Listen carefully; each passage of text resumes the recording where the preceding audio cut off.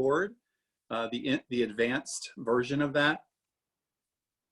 My name is Philip Bahr, and I am head of adult services at Fairfield Public Library in Fairfield, Connecticut. So adult services encompasses basically everything that our adult patrons would like from us from their public library. So we handle book clubs, we do adult programming such as what we're doing this evening. We make sure that all your books are ordered. We do a lot of digital products for ebooks and audiobooks, and we make sure that we have tax people in to help you during tax season and all sorts of things. So we are in conjunction, we work in conjunction with children's and also with teens. So we used to be called the reference department a while ago, and we decided to change that to adults to sort of have it align with children's and teens. So the three departments together encompass anyone who would want to come to the public library from 0 to 100 and beyond. So tonight I'm going to be discussing Cut the Cord. I had a program yesterday afternoon that was an introduction program. So if any of you were at that program, thank you so much for coming. Tonight we are going to go much deeper into all the different aspects of this phenomenon that we've been experiencing for the past 10 years or so. A couple of things about myself. I created this program about 6 years ago for Fairfield Public, and it astonishes me that every time I do it, we still get a really great, robust crowd. I used to think years ago that that meant that a lot of people didn't know what they were doing, and now this year, I can tell you from all the research that I had to do to get these slides up to date, because I haven't done this in about a year and a half or so. I think a lot of us are really sort of overwhelmed with our choices, because it used to be that you didn't have any choices at all, and now there's just a remarkable amount of choices. So I hope tonight that what we can do is sort of delve into some of those. I'm also someone who's lived without cable or satellite TV for 12 years. So I feel like the combination of my personal experience and all of the research that I do helps create this program. So I hope you'll follow along with me tonight. So just a disclaimer to get the evening started. This event is going to be recorded and uploaded to YouTube. We're not going to show anybody's face or anything like that, so you should be fine with that, but just to know that that's what's happening tonight. Also, we are going to be muting everyone because we'll have a large crowd. So feel free to type in any questions or comments that you have in the chat section, the chat box. And at the end of each section, we will be going over those. I should introduce Claudia Silk. Claudia Silk is a colleague of mine, and she is co-hosting tonight. So Claudia will be managing all of the Zoom aspects of the program tonight. So she'll be helping make sure people are in and settled, and then helping me with the questions as well. Also, the information contained in this presentation, as I mentioned, is my personal experience and knowledge that I've created. I'm not getting any sort of compensation or gifts. So especially tonight, we're going to be talking about a lot of companies. So I want everybody to know that I'm not getting a free year of Netflix or for talking about any of this. I wish I was, but I'm not. And then the choices are really enormous. We are not going to cover everything, but we will discuss major trends and options. So yesterday was really a more traditional presentation where I did mostly a lecture for about 50 minutes, and then we had questions.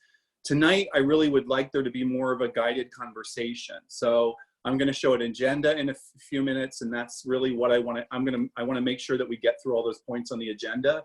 But because there are so many choices tonight, there may be products or sections of this that I am not as familiar with as some of you are. So if we get somewhere and I mention something about a certain product and there's another company that does the same thing, if you want to chime in, if you've had experience with that, that would be great, because I really want this to be sort of collective knowledge tonight. Some of the updates for 2020 from the last time I did this. So you can skip over the first question because that's from yesterday.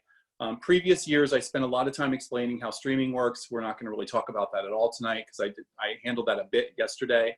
And then part one will give one example of each area covered. I just realized that that slide was actually from yesterday, so I apologize. So let's get started.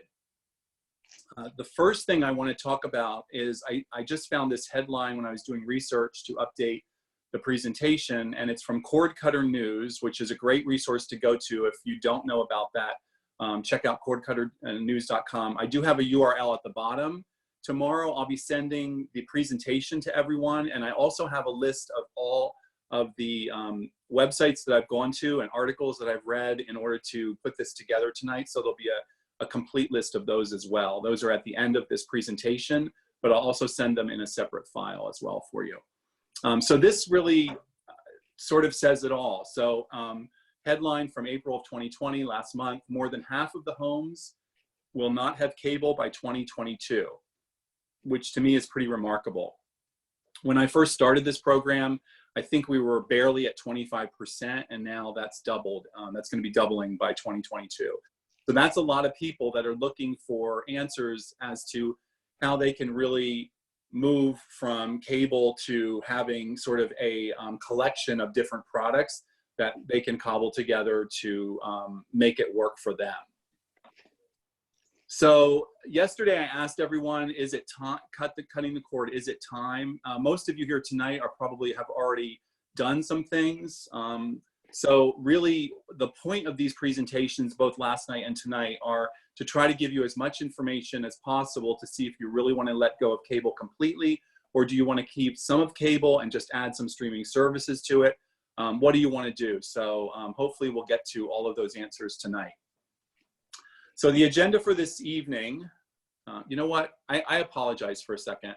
I just realized I have this PowerPoint on the same, everything's in the same. Last night's on the same thing and tonight's on the same thing. I just realized I started at the beginning. So if you can just give me 1 second, I'm gonna just fly through these and get you to the right screen. Apologize for that.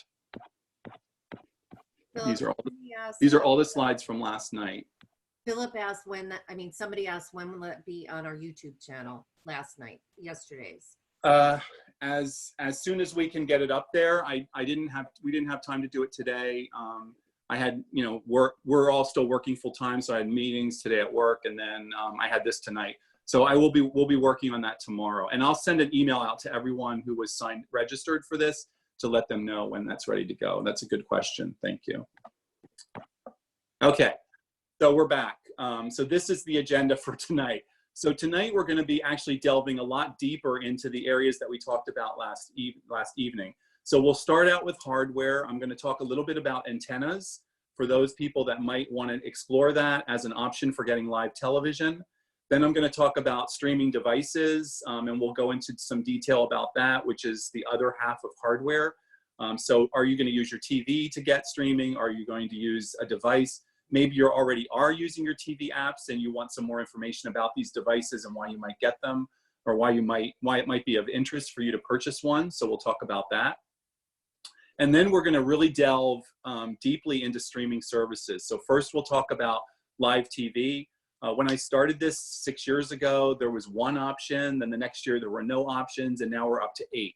So there's 8 different companies trying to get your money for live TV. So we'll talk a little bit about that. And hopefully I have a couple of good slides in that part of the presentation that will walk you through the best, sort of the best ways to look at this for live TV, because I think there's some really clear questions that a lot of people have, and hopefully I will point you to some nice charts that will help you make a decision whether you want to do that.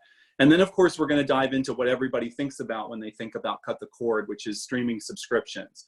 So we'll talk about the big 5, which used to be the big 3, Hulu, Amazon Prime, and Netflix. But now, of course, as of the end of last year, it's now kind of the big 5. We'll talk about sports, we'll talk about premium channels, and we'll talk about sort of all the niche, the smaller ones.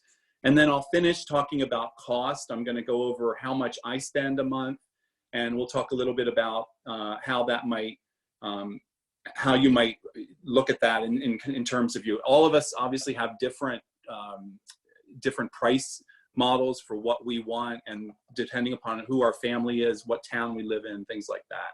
So we'll go over all of that, and then at the end I'll give you all of the resources that I use to make this tonight. All right, so let's just dive into this. So the first thing that I wanted to talk about was hardware, and specifically antennas. So full disclosure, I do not have an antenna. However, I've talked to a lot of people over the years that we've done these programs that have either had antennas or decided to jump into an antenna. So an antenna in this day and age, an antenna is actually a very good selection if you want to get local channels and live television. There's a lot of choices for that. The thing that you have to remember is those of you who live in Fairfield or live near Fairfield, Fairfield is not a major metropolitan area. So it's not in New Haven, it's not in Hartford, it's not in New York City. New Haven is close, so we can obviously get those channels, but we're gonna have to get, those of us that live in smaller towns like this are really gonna have to purchase stronger antennas if we really wanna get quality live television. So there's a quote from Tech Hive that I have up there that some of you may have already read, but it basically just says indoor antennas are suitable for areas with strong or very strong signals. So for instance, I know my niece is sitting in on this tonight and she lives in Philadelphia. So somebody that would live in a major city like that would probably be able to get away with a really good indoor antenna because their local affiliates are right down the street, basically. The attic or outdoor antennas work in areas of medium signal strength, and the larger outdoor antennas are really for weak signals. So the cost, according to them, was between $50 and $150, depending upon what you wanted. And then there's a second article that I'm referencing here tonight from Tom's Guide. Tom's Guide is another great resource for those of you who are interested in cut the cord and keeping up on technology and media about cut the cord. So give them a try. I really liked what they had to do. I'm going to blow this up and hopefully you can see it. So I'm just giving you one example from this article, but I like what they did, the way they broke things down. So this is number 5 in their choices. They listed a series of antennas and what they thought was the best reason to buy that particular antenna. So this particular antenna called Winegard Elite is listed as the best outdoor antenna. But what I really love is the details of this. So they have a range listed, the possible number of channels you might receive, whether you get 1080 reception, and the cable length, if that's applicable, and the size of it. So I really like that. In this particular antenna is an outdoor antenna. It has a range of up to 70 miles. So for people here, that means that we could get New York City channels. Channels received up to 73. The reason why that's so high is probably because you're getting a combination of a lot of different channels. And then does it have reception for HD? Yes, it does. And then it has some prices on there as well. So I just think that's a great tool to go to if you want to investigate antennas. Also, I have to mention that I feel very strongly about supporting local businesses, and we've had some great feedback from previous people from previous Cut the Cords that have gone to the local store Allied Satellite and Antenna in Fairfield here, in Fairfield, Connecticut. And the great thing about them is that they will tell you what the best antenna is for you to purchase, and then they'll install it for you. So there's obviously a fee for installation, but then it gets installed right. You don't have to worry about climbing up on a ladder on your roof and things like that. So that's pretty much all I have about antennas. So does anybody have any comments or anything before we move on?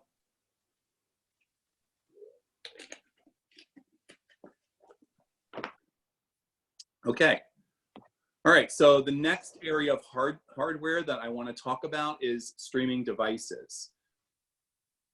So in order to talk about this, it's really a two-part question, as most of you know. So you have a choice. You can either use the apps that are on your television set.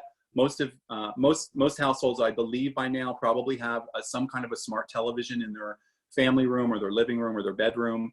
And it provides not just television, but you can also use it to download Netflix and then use the Netflix app on it, or any other app. So you have that choice of just using the television if you want.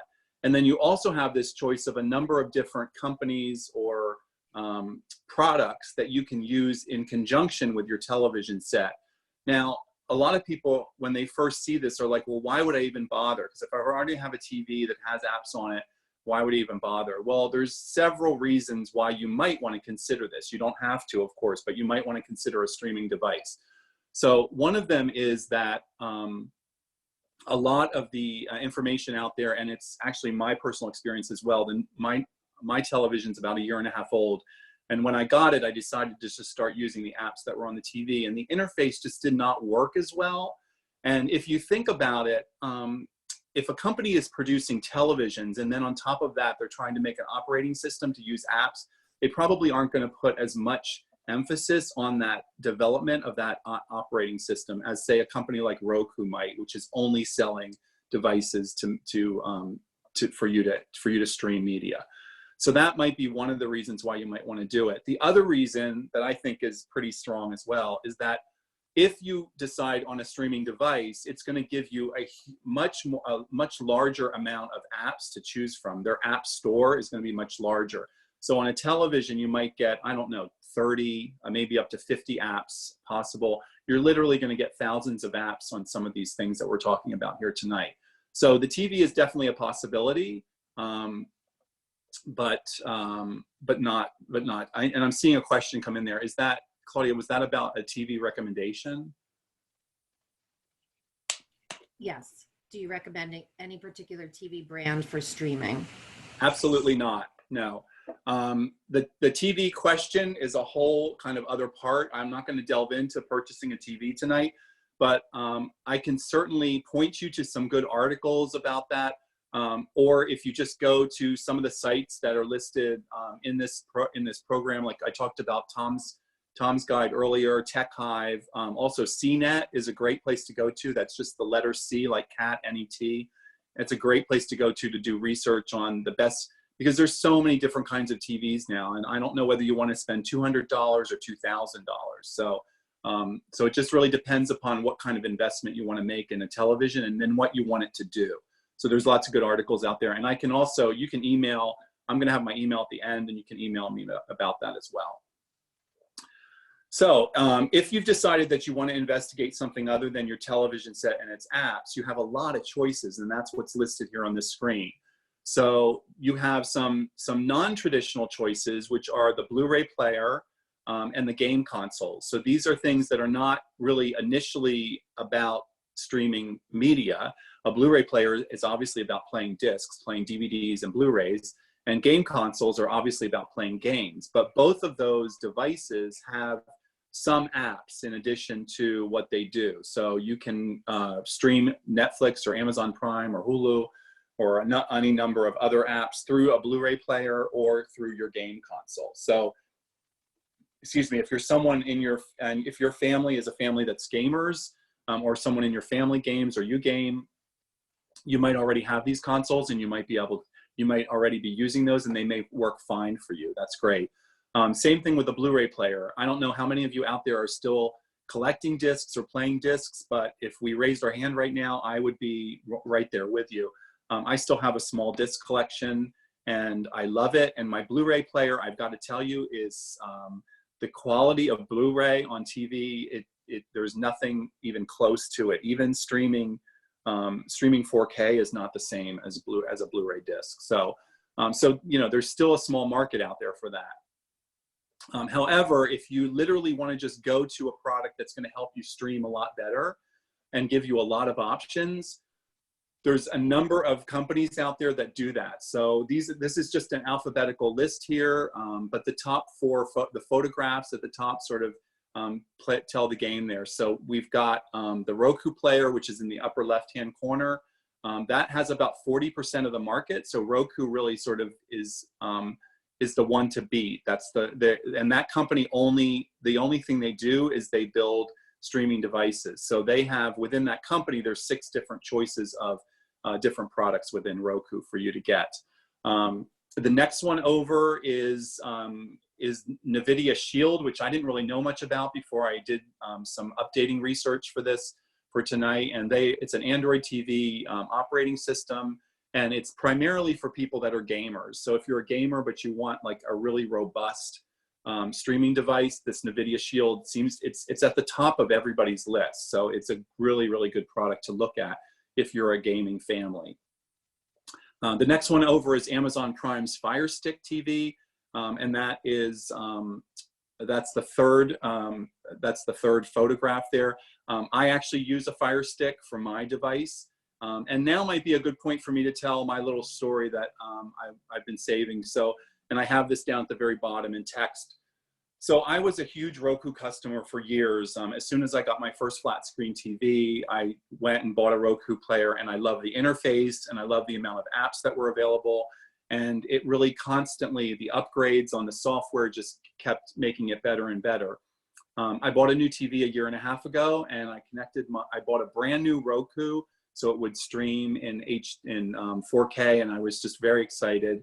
And within a month, it started really acting up, and I sent it back, and I got a new one, brand new one from the company. Same thing happened. So then I started doing some research online, and I found when I dug pretty deep that there are some compatibility issues with LG TV and Roku. So without giving it too much thought, I just decided I am a huge Amazon person. I use Amazon Prime Video for watching a lot of film and TV, and I also order a lot on Amazon.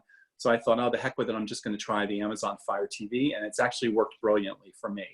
I don't really have I say that because that's just my example, but I'm not really going to endorse any of these. I think you have to sort of find the one that works best, and then hopefully, I don't think there's really streaming issues with every TV that's out there. I don't really know what happened with my LG, but it just seemed to be an issue between the two systems. Apple TV, which is the last one, the last photo on the right, is also another possibility.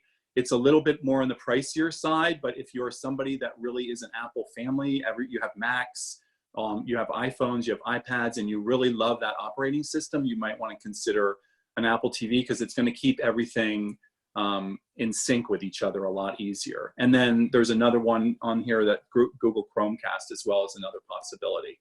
I do have a link here to full.com, which is an investment website. And there is an article there that talks about the 5 most popular streaming devices. So if you're interested in what is really selling well, that's where I got the information about Roku being 40% of the market. So they give you sort of a breakdown from there of the other ones. Let me just shoot here. Okay. Any questions before we move on? Sorry. Okay. First, I want to say that one of our participants is telling us that they use a lava ant outdoor antenna on a gable 30-foot height and very pleased with it. $100, all network channels. Very good. What town is that person from? Are they from Fairfield? Joe R., if you could tell me where you're from. And then there's a question. Are streaming devices to be used only with television sets? Yes. So here's the breakdown. I know I probably should have said this at the beginning, because I did this yesterday afternoon when I did the intro. I stated this.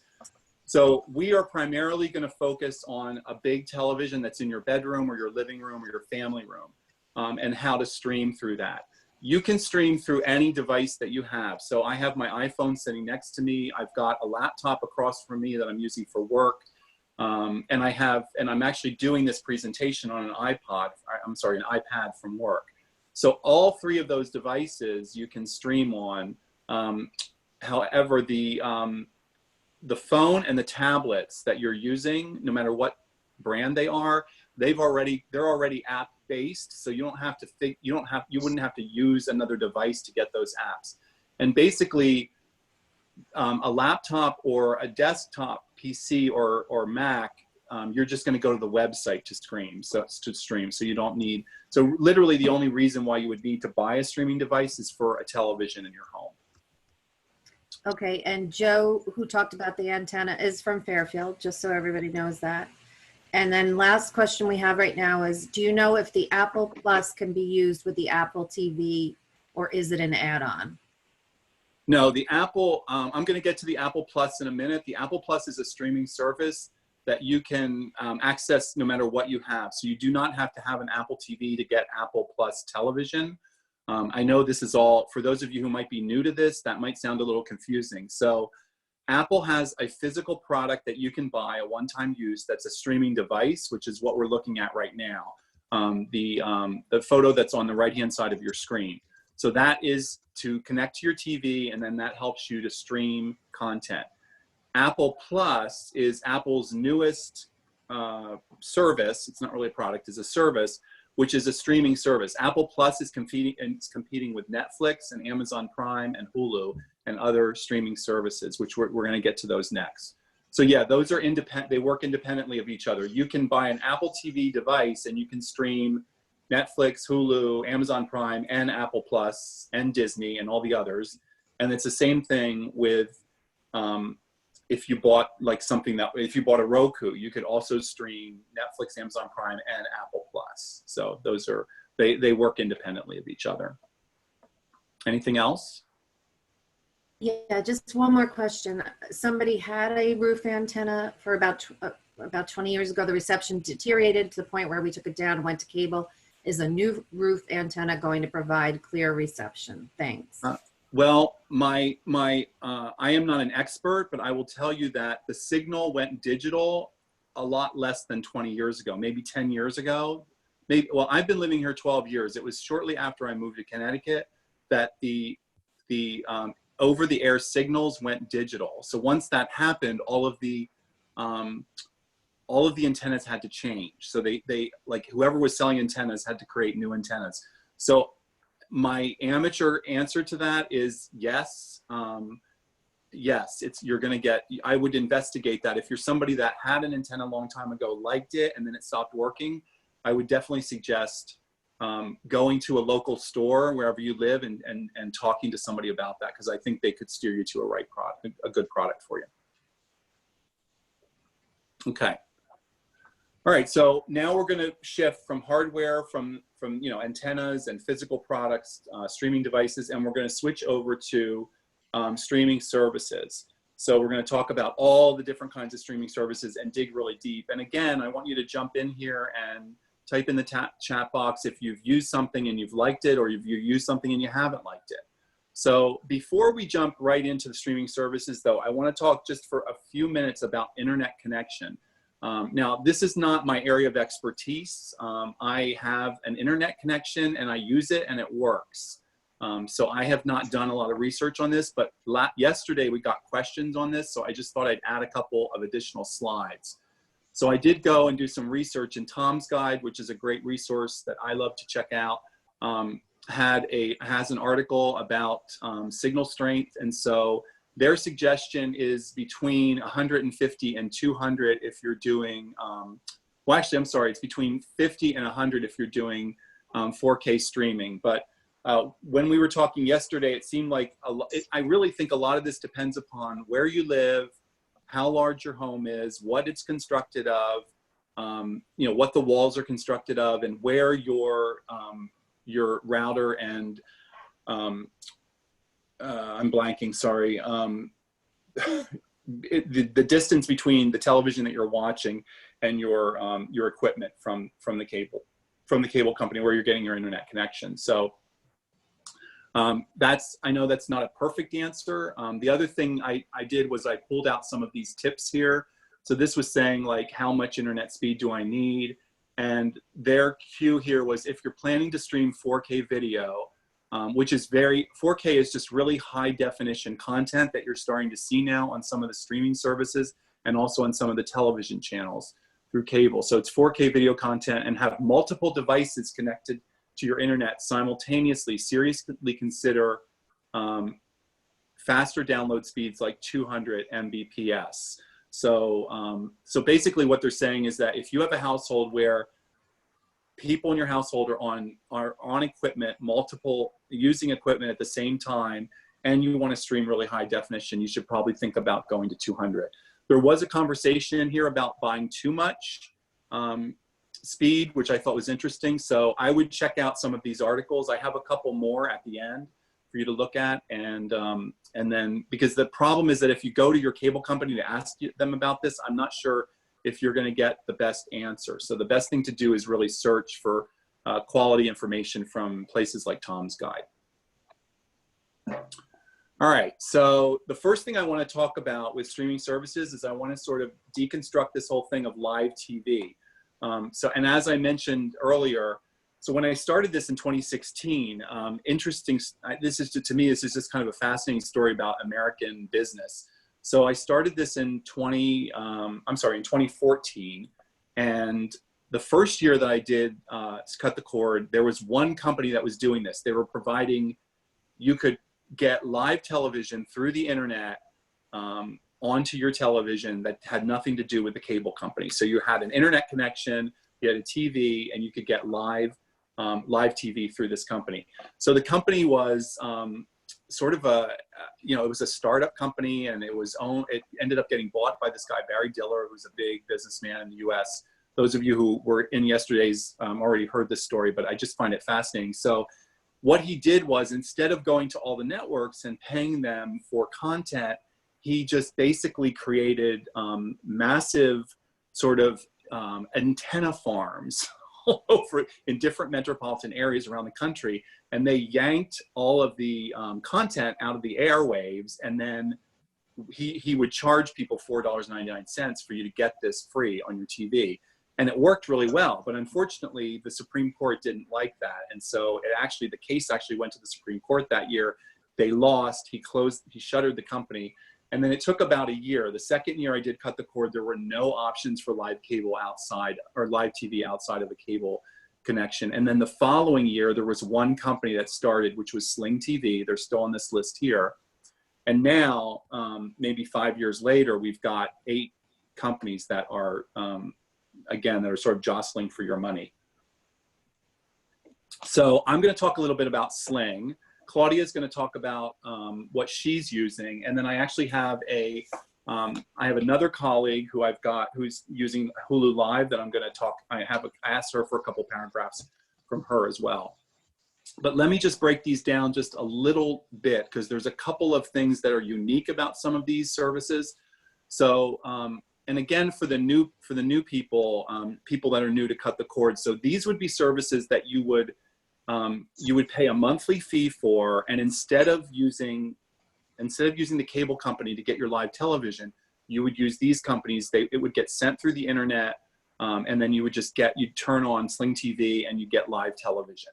So each of these, they're just like the cable companies in that they all have packages with certain kinds of channels, and you have to select how much you want to pay, etc. Now there's a couple of caveats to that. First of all, Pluto is completely free. So you can get that with any device that you have. You just go and download the Pluto app, and then you can use it. I have used Pluto. I can't say that I've loved using Pluto, but certainly if you're somebody who just wants to channel surf and doesn't really care what you watch, Pluto might be an option because it's free. And there is a lot of content in there. It's just not a lot of the best stuff but they have channels in there. Fubo is specifically geared towards sports people. So people that are having a lot of trouble letting go of their cable because of the sports content, Fubo is completely focused on sports. So they have the rest of the lineup. They've got news channels, they've got entertainment channels, but they really, really focus on sports. So you might want to check out Fubo. And then Friendly at the very bottom, that was the one, like when I started updating this, I was like, oh wow, there's 7 live TV cable not cable, I keep saying cable. There's 7 live TV companies. And then all of a sudden this thing Friendly popped up, and I'm like, what is this? And it's the 8th one. Well, Friendly is owned by the company that owns the Hallmark channels, and they're calling themselves Family Friendly. But basically it's like a bundle of channels that you get for, I think it's $4.99 a month or something like that. It's very inexpensive. It's the cheapest of all of them, but you're basically just getting maybe 7 channels, and most of them are Hallmark channels. So they were saying, like, at the holiday time, people might want to add this on or something. It's certainly an option. I'm not going to say yes or no to any of these, but those are sort of the the ins and outs of that. So the other ones are all they're all full-fledged. They've built over the years, and they have a pretty good selection of things. So before we actually get into, because like I said, I want to talk a little bit about Sling, and then I'll hand it over to Claudia for a minute. But I've discovered a couple of things that I thought might help you in determining like which one of these services you might want to try out or use. So the first thing is that I found something online called Streamable's Channel Finder. So if you Google Channel Finder Streamable, this should come up. This I found was a really, really great tool. So basically all you have to do, and I don't know if you're seeing these when I blow them up, but Claudia, can you tell me if this blows up for you or not? It did. Oh, perfect. Great. So this is a screenshot of what you can do on this streamable website.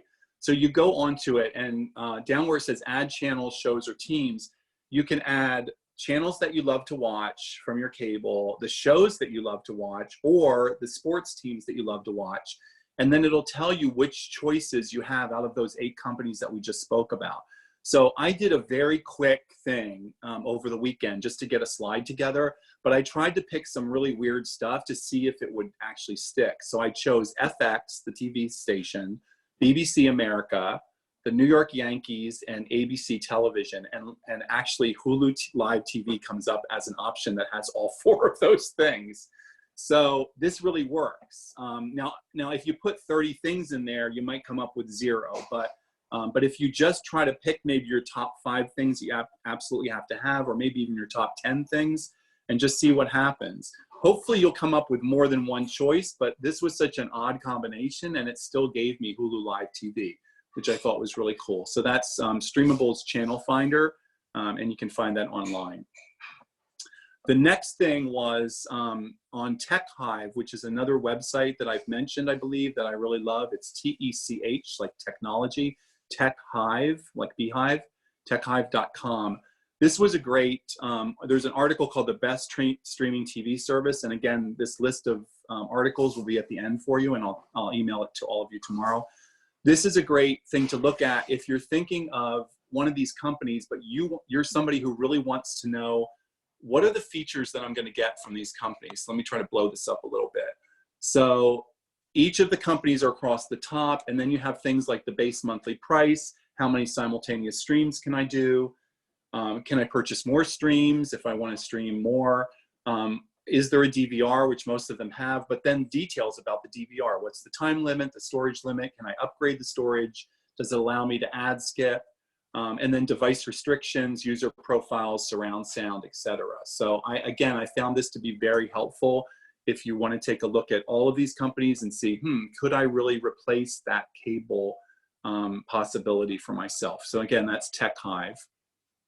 And then the last one that I found, which I think a lot of people are interested in. Now, this is from 2018, so we have to sort of tread a little lightly with this, but unfortunately they haven't updated it, but I still feel like it's definitely worth a shot. So somebody on CNET, which is another great tech site that I use, that's CNET.com. They did an article called Are Your Live Local Channels on a Streaming TV Service Yet? So again, this was created in 2018. This is just a gigantic Excel spreadsheet that somebody did, God love them. And it has all of the different, across the top, in each one in a different color, it has all of those 8, I think actually there's only 6 companies in this, but it's got the main ones in here. And then underneath that, it has each of the major networks. So ABC, CBS, Fox, NBC, and then a few others. And then below that, it has an absolute, a list of everything in the country. So what I did, I just scrolled to Hartford, New Haven, and then I did the screenshot with Hartford, New Haven. So you can see here that DirecTV Now has all 4, Fubo has everything but ABC, Hulu Live has all 4, PlayStation, and then YouTube as well. Sling does not, so keep that in mind. So again, this is old, so what you should probably do is use this and then go verify it. If you find maybe 2 on here that you like, go to the website for those and make sure that that's correct. But I think, again, this is something, I get this question a lot from people over the years, like, how can I get local TV? And this is, there's now a lot of options for local TV with live TV packages. So I'm just going to interrupt for 1 minute, just to say, we had PlayStation View. They actually did away with PlayStation View, so that's not available anymore. Oh, I'm sorry. Thank you. Okay, that's why. Yeah, this is old. As I was saying this, I was actually wondering about. I knew one of them was gone, and I couldn't remember which one. So thanks, Claudia. Do you want to talk about the one that you have now? Sure. After we started with PlayStation View, I will tell you that I was a reluctant person to do this, but my husband showed me the cable bill, and especially we're empty nesters too, so there were a lot of channels that we were getting that when our kids were around were important to them, and we really weren't using it. So we started with PlayStation View. It worked out beautifully. They did away with it. So we, I think we demoed YouTube TV and Hulu TV. And for us, YouTube TV had the channels we were looking for. It has a great interface. It has unlimited DVR. When we negotiated with the cable company, when we took our TV off, we got a great rate for our internet for a couple of years, but you know that's going to change. And they threw in basic cable on one TV. So for those of you who are really like your channel 12, you could talk to your cable company about that on one TV. We don't even use it, but we do have it. And we subscribe to the ESPN app too, which I think is about $5 a month. In addition to our $50 a month for YouTube TV. We also subscribe to Netflix and Hulu. But I can't, it's as easy, once you get used to it, it's as easy to use as if you were watching, your old cable TV. That's great, thank you. I'm going to now read from our other colleague, Linda. She sent me something, and this is good because it's actually real world information. So she said, I have Hulu Live, and honestly, I'm starting to shop around. The cost has gone up, and there are some limitations to what you can watch live. For some reason, Meet the Press only shows the MSNBC feed, so every Sunday, her husband gets frustrated. Most things, if you miss them live, you can watch them almost immediately, but that is one of the ones that never works out. She said a plus of it is that although that if I'm 10 minutes late to something, I can watch from the beginning or jump in live. I can also add shows to my stuff, and they're automatically recorded and added to the folder, even if I do watch it live. So I guess there's some mixed bags in there as well. That's for Hulu Live. I'm going to talk a little bit about Sling TV. I don't pay for Sling TV. But, and I mentioned this yesterday as well, so those of you who were here yesterday, just bear with me through this. But I won't talk about this as much as I did yesterday, but Sling TV has an incredible, all of these have free trials. So you should definitely try them out before you get them. It could be 7 days, it could be 14 days. But right now, Sling TV, because of the COVID crisis, they are doing what they're calling their happy hour. So you can sign up for Sling TV with no credit card. So you just use your email and a password to sign up. And then from 5 p.m. until midnight every day, 7 days a week, you get Sling TV until we're out of the woods with all this. So probably through May, I would imagine. It's a really great way to check out the service. You can get up to 10 hours of DVR recording to check out how that works. It's kind of a no-brainer. So I've been doing that over the course of the last month.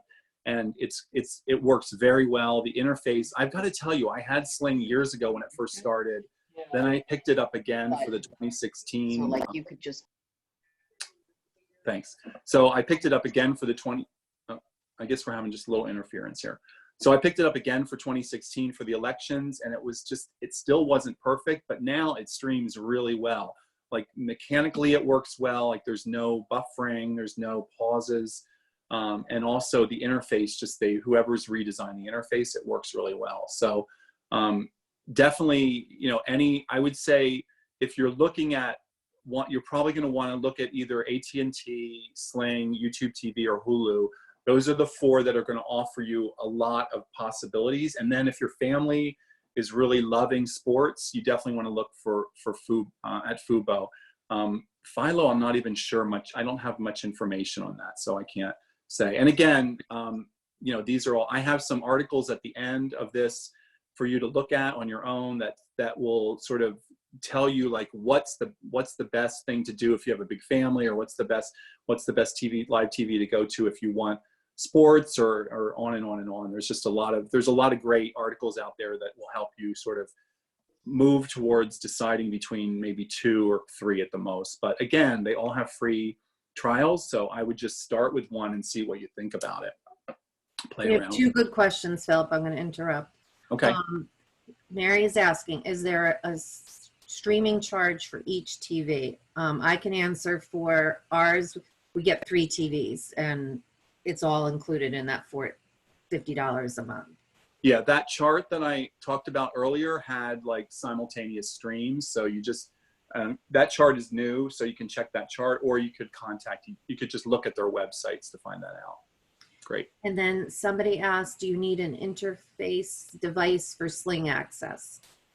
I'm not sure what that means. I'm wondering if do you need a streaming device for Sling, maybe? I don't know. It depends, I guess, on what TV you have. I would assume that Sling is going to be available on most TV apps, whether you have, you know, that's what I would imagine, because it's really a huge company at this point. So I imagine they're everywhere they can be. The only places they may not be are companies that they just, for whatever reason, can't get an agreement with. But the best thing to do is is just to turn your television on and go to the app store in your television, just search for Sling and see if it's there. I mean, that's sort of the bottom line for that. It's pretty easy. But Sling is on, if you're doing like a Roku or an Amazon Fire Stick, Sling is on all of the devices. I don't know the answer about individual television apps. Was that it? That's it for now. Okay, great, moving on.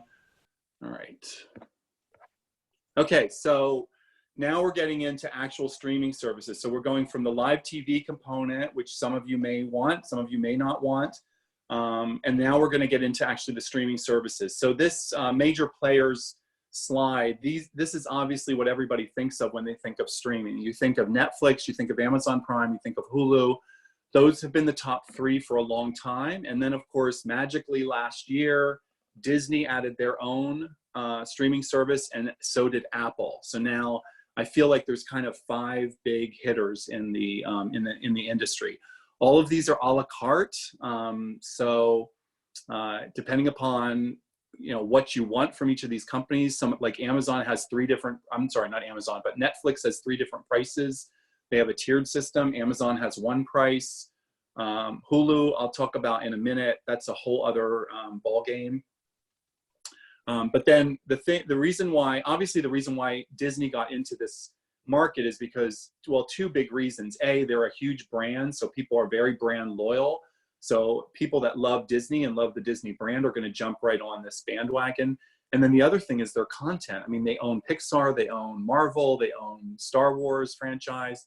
So they had a whole gigantic collection of a library to start with. They didn't have to buy a lot of content from anyone. So that was their reason. And then of course, Apple just loves to keep doing more. So Apple TV and people are very loyal to the Apple brand. So again, just like people may buy an Apple TV streaming service or streaming device because they're an Apple user, they might also buy Apple TV Plus, which is the streaming service. So all of these companies are providing content, so streaming content. So they're providing television shows, they're providing movies for us to watch.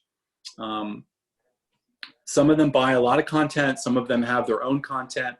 So just a couple of things about these, and then if you have comments on them or anything. So Netflix is obviously the oldest one of all of these. That Netflix started out as a DVD by mail, which most of us remember that.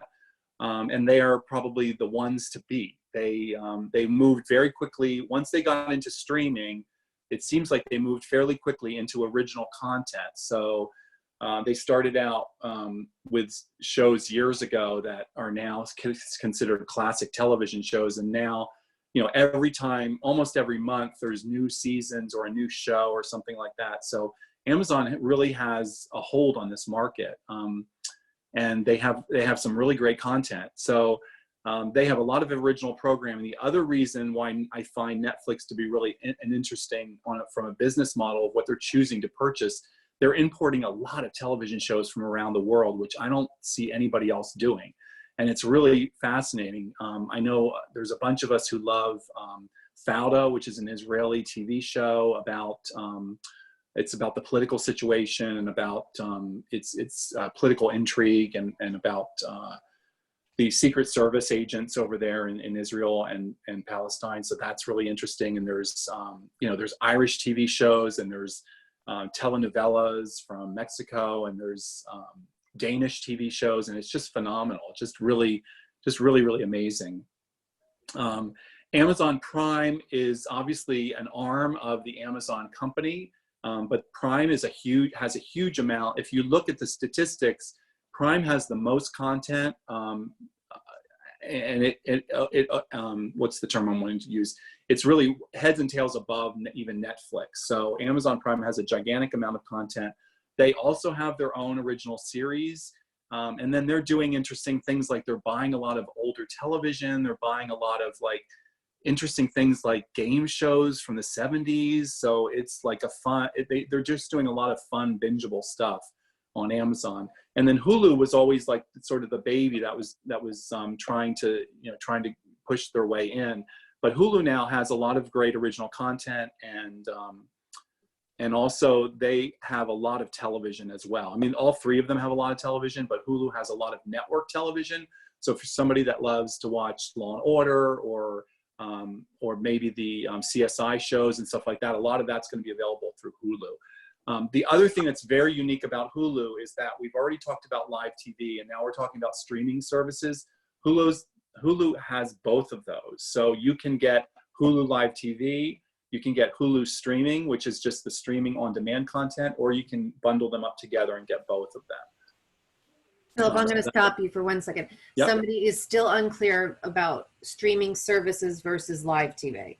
Okay, so everything is streaming at this point, but live TV is companies that are going to give you a package of TV shows just like you get them on the cable company. So ABC, you go to ABC, you watch, let's see, what time is it now? It's 7:30. So I go to ABC on my cable and I watch something that's running at 7:30 with some, Jeopardy. Let's say Jeopardy's on right now.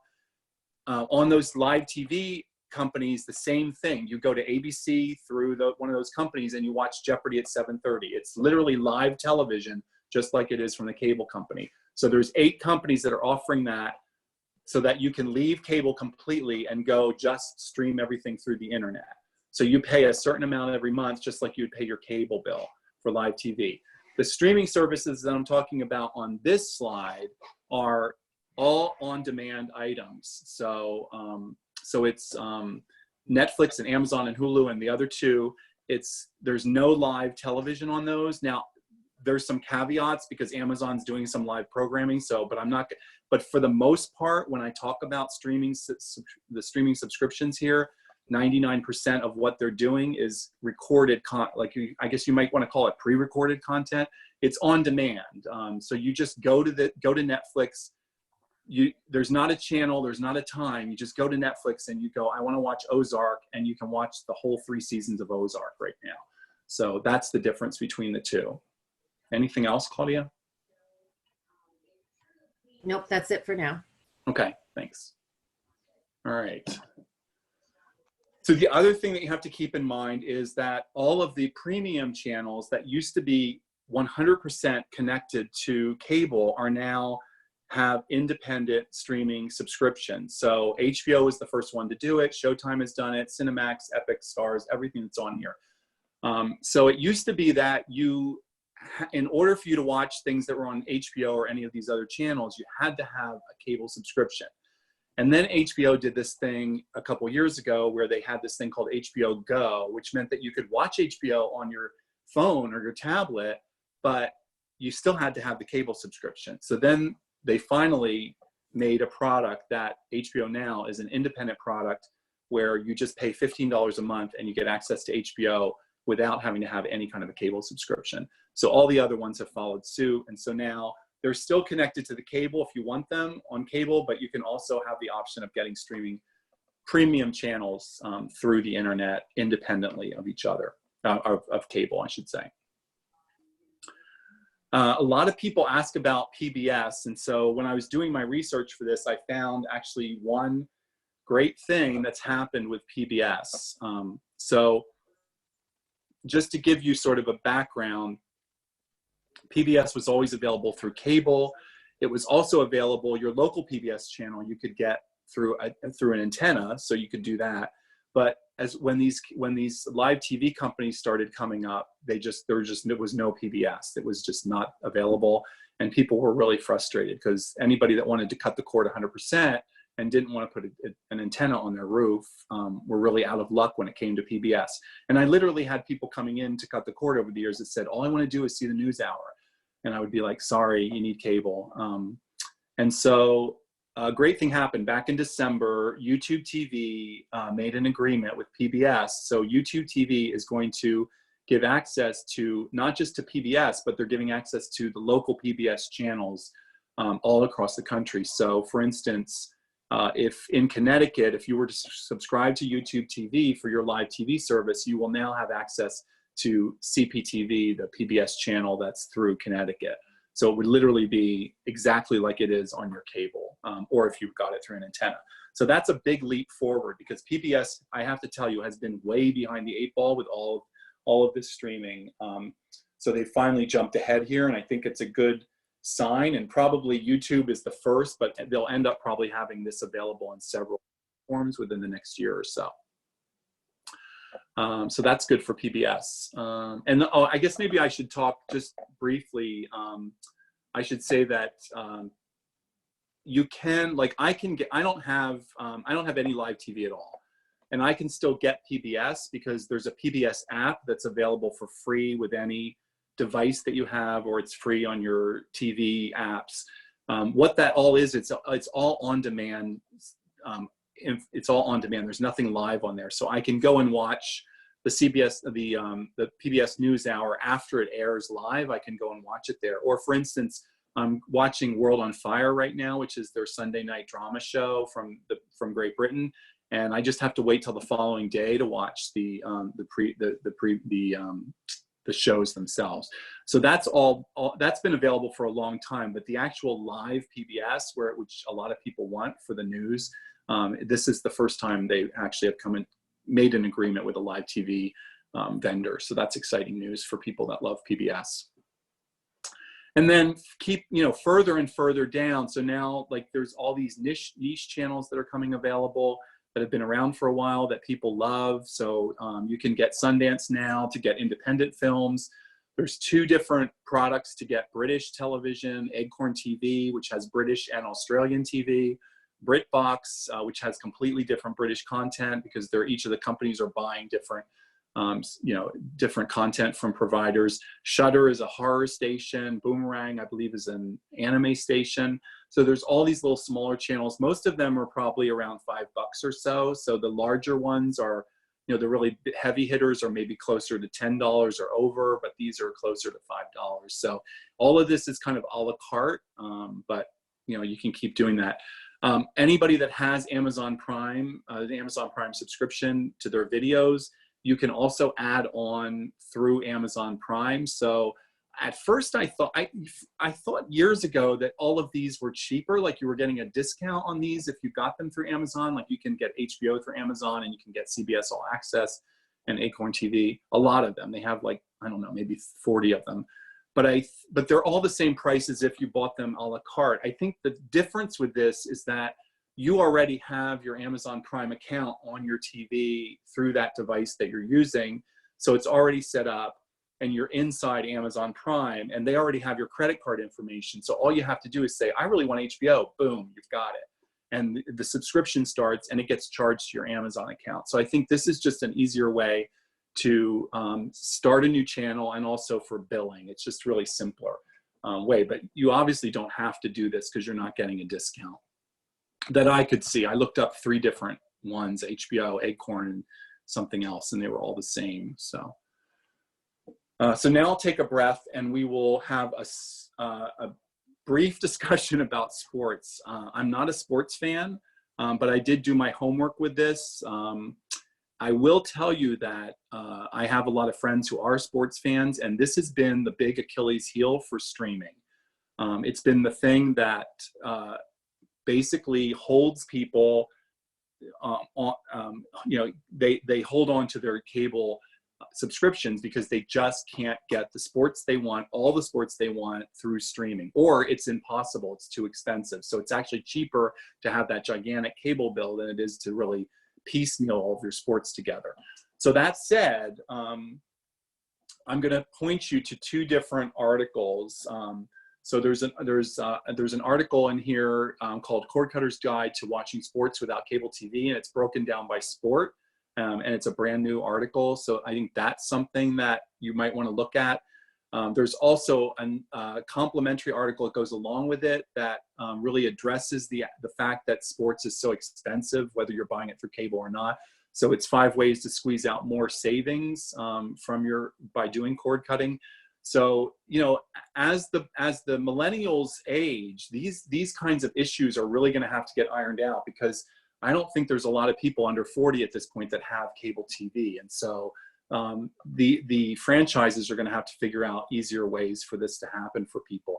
And then there's a great TV Guide article that lists a lot of different things. It lists specific sports franchises, and then it also will list things like Fubo, which I mentioned earlier, which is one of the live TV choices, and what they all have, the WWE Network, Poker Go, NBC. So it has a lot of different sort of sections within that article that talk about how to get the NBA pass, how to get the NFL Sunday Ticket, the NFL Game Pass. So you can go through, and then you really have to, what you have to do is you kind of have to go through those, add up what you want, and then see if it's a lot cheaper to do that than to have your cable. It kind of comes down to money and convenience. I think those are the two things for sports that it comes down to. If anybody has any comments about any sports, I know Claudia mentioned about adding on ESPN, which I think a lot of people like. So that's doable with almost any of the live TV. And Sling actually has a contract with ESPN, so it's not, you don't have to pay anything extra with Sling. And somebody just asked a question about NASCAR, and from what I can see, Sling also has NASCAR.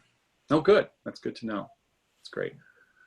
Yeah, and if you are somebody that just likes one or two sports, my suggestion would be to go to the websites of the leagues and see what, because every site now has a streaming section to tell you exactly how you can do it and what your choices are. So if you're somebody that likes a massive amount of sports year round, then you want to look at what is my large cable bill going to be? How is that going to compare to if I add on a whole bunch of other things? So it may not be cost effective to do it all a la carte. Or if you like one or two sports or one or two leagues, it may be fine. So, and sports is the same thing as everything. All of this is coming down to really like, what is our own personal footprint for watching TV and film, and how do I put together a package that is really right for me, for my personal viewing choices. All right. The other thing I want to mention is that when we talk about free services, so there is free content. There's free. The first thing I want to mention with free content is that we have two services through the library that you can get access to for streaming content on your devices, on your big screen TVs, on your phones, on your tablets. So the first one is called Canopy.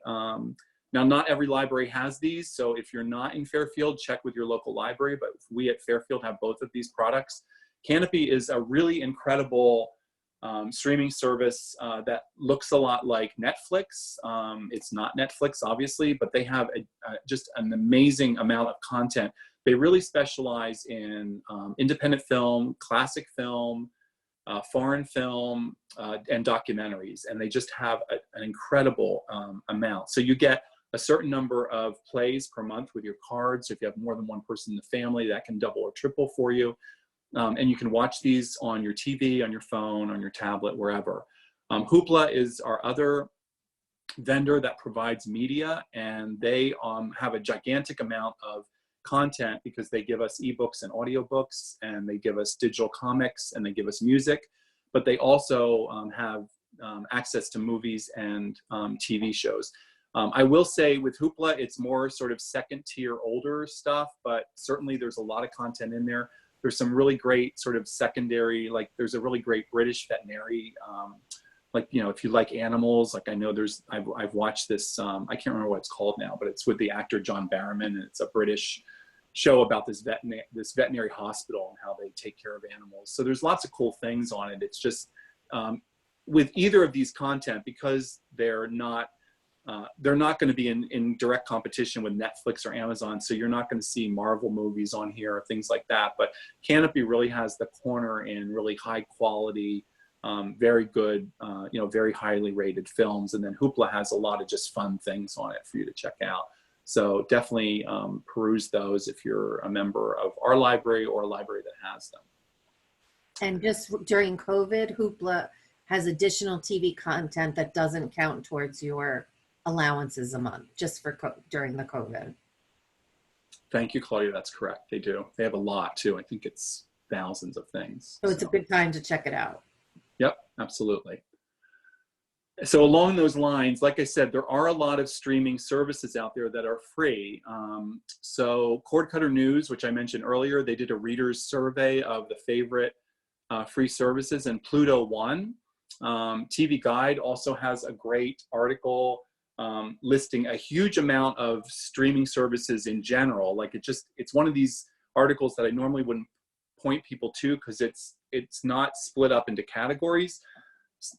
So they mix the live TV with the pay streaming with the free streaming, and it's kind of a mess. But there is a whole section on free content, and I listed down here what they go over. So one of the things they do is they list some of the things, like IMB TV has a free thing now, but they also list some of the TV shows. So some of the TV stations, the cable stations like Freeform and CW Seed and even NBC have free content, similar to what I was talking about with PBS earlier.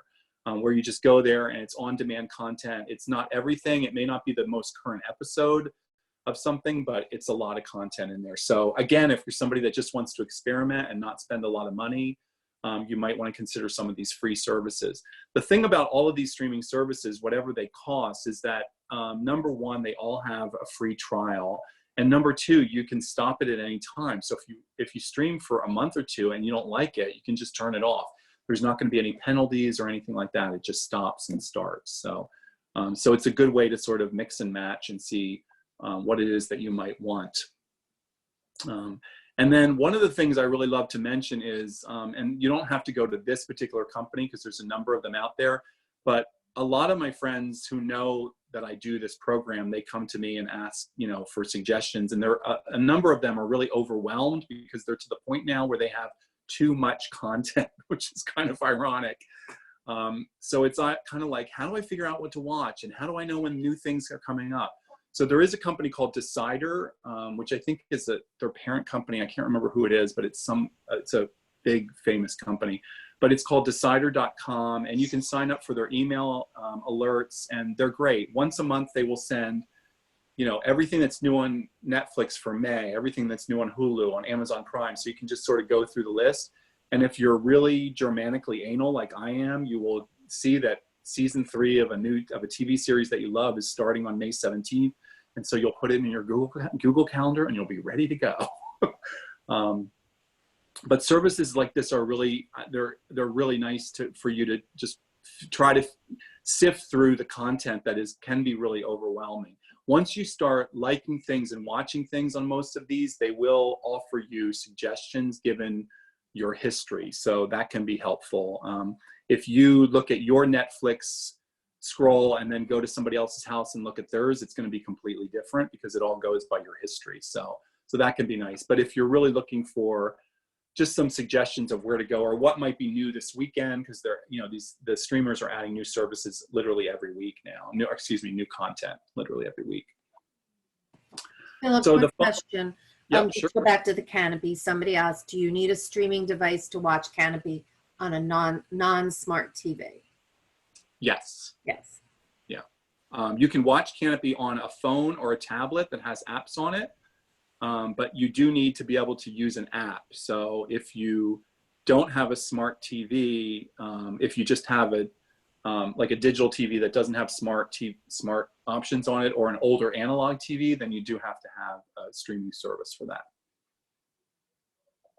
So the final thing I'm going to talk about is cost. And again, like this is my my cost, it may not look like your costs at all, but at least it'll give you sort of a starting point to look at, and some things for us to talk about too. So this is how much I spend monthly on streaming media. So I have an internet connection, which I have to have because everything revolves around an internet connection. And I get it through our local cable company because that's pretty much the only game in town. I do realize that there's one other choice, but I just don't want to go there. So Optimum charges me $86.82 a month, which personally I think is crazy, but it is what it is. We live in a town with a monopoly on internet service, and until that changes, I have to pay it. So 6 years ago it was $50. Now it's $86.82. It's still probably, considering what I watch and when I watch, it's probably it's a good deal. But I still feel like it's expensive, and it's probably not going to get any cheaper because as that slide I showed you at the beginning with by 2022, 50% of people aren't going to have cable. The cable companies are going to have to make their money some way. So they're going to start giving, they're already starting doing cut the cord packages where they give you sort of basic cable and internet and Netflix together, but they're also going to do things like just raise the internet. So Netflix, I have the standard plan, which is the in-between plan. So that's $12.99 a month. That gives me access to 2 screens, full HD high definition, which I love. And it allows me to download on 2 different devices. So you can't download everything on Netflix, but it's a great service, especially if you're traveling. If you're traveling with a phone or a tablet, consider downloading some things ahead of time, and then you don't have to worry about being on the plane and not being able to watch things, or having to watch what's on the TV on the plane, or when you get to your hotel, if the internet is spotty at your hotel, you have all that stuff downloaded, and then you can just erase it when you get back. Amazon Prime, I have a yearly subscription, so obviously that gives me, Prime Video plus a mountain of other things, including 2-day shipping. So that comes out to $9.92 a month. And then my Hulu is a little bit tricky. So I never had Hulu before. And what I did have was a couple of years ago, I decided that I really wanted access to some great quality music that was streaming. And so I upgraded my Spotify to Premium, which is the pay service for Spotify. Spotify is a music streaming service. So I have no commercials on Spotify. I can listen to as many albums as I want, and it was $10 a month. And for like 3 years, I paid that, and I was very happy. I didn't mind paying that because it was a great service.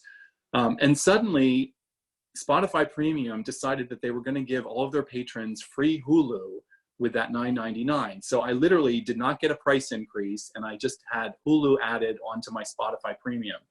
So Hulu, it's the low-end Hulu, so it has it with limited commercials, and I am a huge hater of commercials, but I got to tell you, I have sort of fallen in love with Hulu. I love their content. They did the adaptation for Big Little Lies, which was really great. They have the Golden Girls on there, so you can't beat that.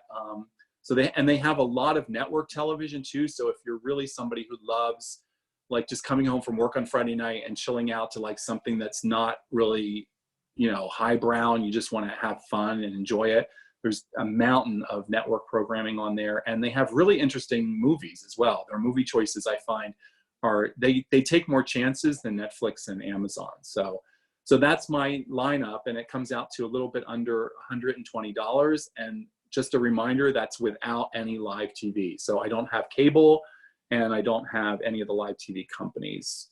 And if anybody wants to know why, it's simply because I just don't care. I mean, I just sort of got out of worrying about, I read all my news online, and I don't really need to watch programs. Occasionally, there's a program that I love so much that I have to get it before, it's because sometimes Netflix or Amazon will buy something 6 months after it's released. But for instance, the second episode or the second season of Pose, I went and just bought that for $20 a month, for $20 for the season, because I really loved it and I wanted to watch it. So, but that happens very rarely. I'm pretty content with streaming and not worrying about seeing something right away. So, so that's cost. And I will close with this. The only constant in life is change, which we all know that old adage. But this came in over the weekend, and I looked at this and went, oh my God, I cannot even.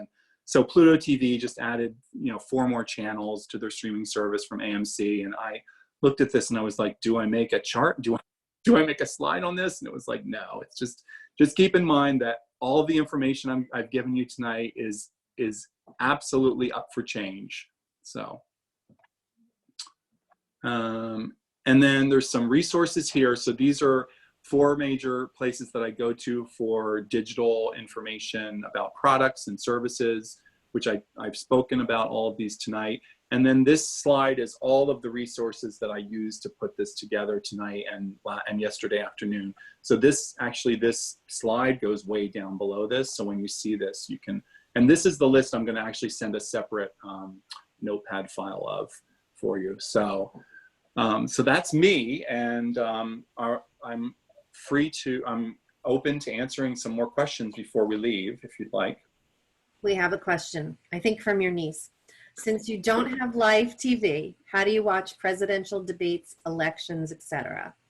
That's a very good question. So as I mentioned, back in 2016, I did get, during the election, I did bump up to Sling TV.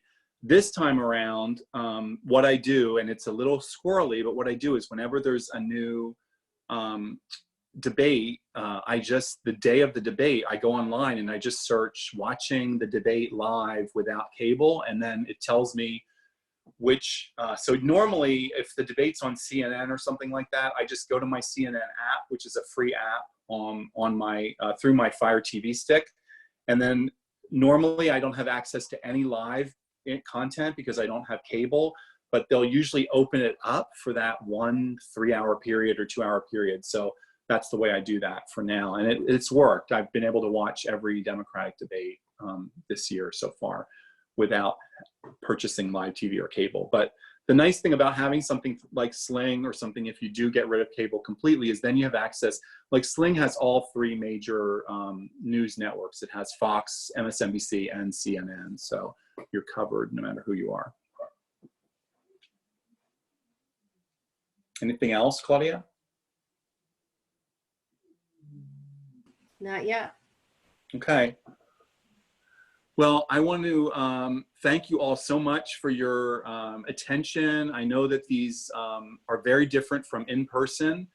So I'm thrilled that you all came, and there's an email here, there's a phone number. Feel free to shoot me an email. I will probably be sending out, not just, I will be sending out the program from tonight, but also I will send out a survey as well to you. If you wouldn't mind just taking a minute or 2 to fill that out. So thank you all for stopping by and supporting Fairfield Public Library, and I hope some of this content helps you on your journey. And more than anything, I really hope that your family and your friends and your loved ones and you are all safe and healthy. Take care, everyone. Bye. Bye.